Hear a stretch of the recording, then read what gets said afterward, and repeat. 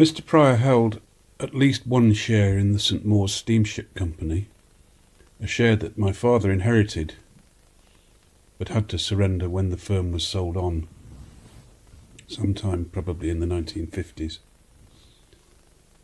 I think the shot is probably of the old Roseland sailing out of St. Mawes Harbour, certainly dressed overall, and I suspect that this is in honour of the wedding.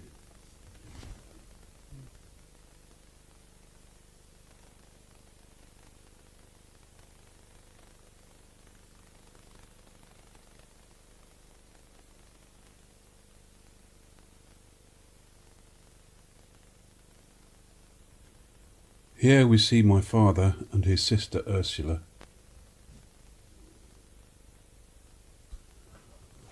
On the day of the wedding, my father was given a copy of the famous children's book Westward Ho, one of the few novels with an exclamation mark in the title, by Charles Kingsley.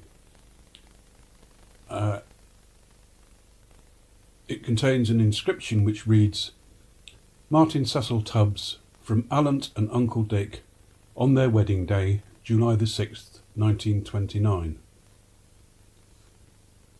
Allant was a nickname that was commonly used for Grace, although in later years Richard Hunt rather repudiated it and always insisted on calling her Grace.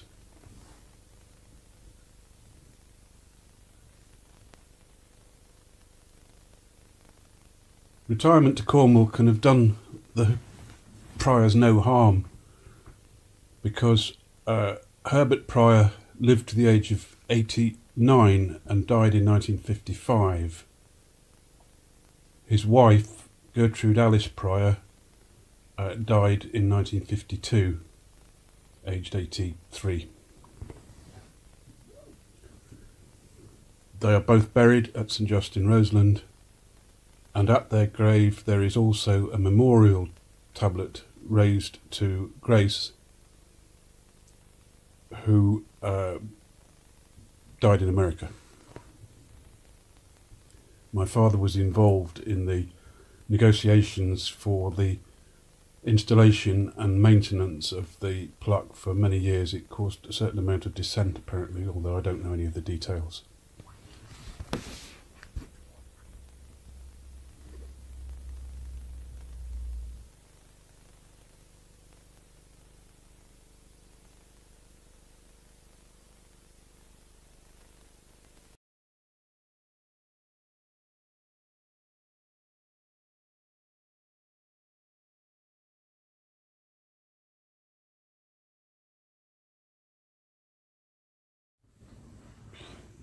Here we have some astonishing shots of a Nelson-era warship. I believe this is HMS Implacable, and that it is one of two warships that was saved by a Falmouth resident called Wheatley Cobb at his own expense.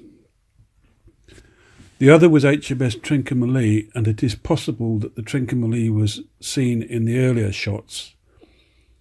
There were also some hulks between Portsmouth and the Tamar Bridge. Implacable was too expensive to restore at the end of the Second World War, and was destroyed by the Royal Navy in 1949. But there are shots of her flying the famous Nelson signal England expects that was sent to the fleet just before the Battle of Trafalgar. That was in 1943. So Implacable saw service from 1806 through to 1943 or later. Trincomalee has been saved and is under restoration at Hartlepool and is in the National Historic Ships Collection.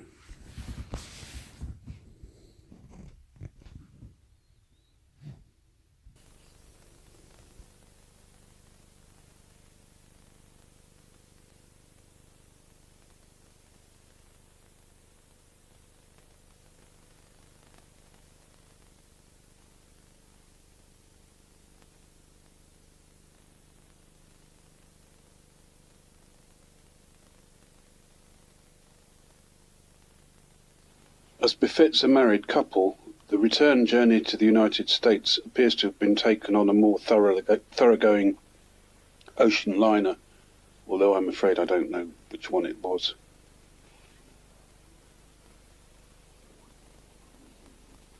They were cabin passengers, which means that they were probably first class.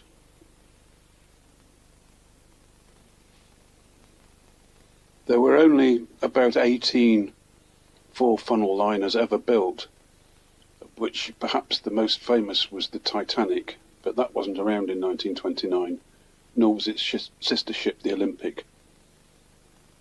Perhaps the most famous was the RMS Mauretania, and I would like to think that that is the Mauretania, if only because when she was scrapped, my father made a bookshelf out of a small piece of timber that had been salvaged from that ship. This story has an astonishing aftermath, because in 1939, when war had broken out between Great Britain and Germany, my grandfather decided it would be unsafe for his children to stay and risk being taken captive by the Nazis. And he was able to arrange for the two younger children, that's my father Martin and his younger sister Jennifer, to cross the Atlantic and stay with the Hunts, which they duly did, shortly before crossings were stopped because of German torpedoes.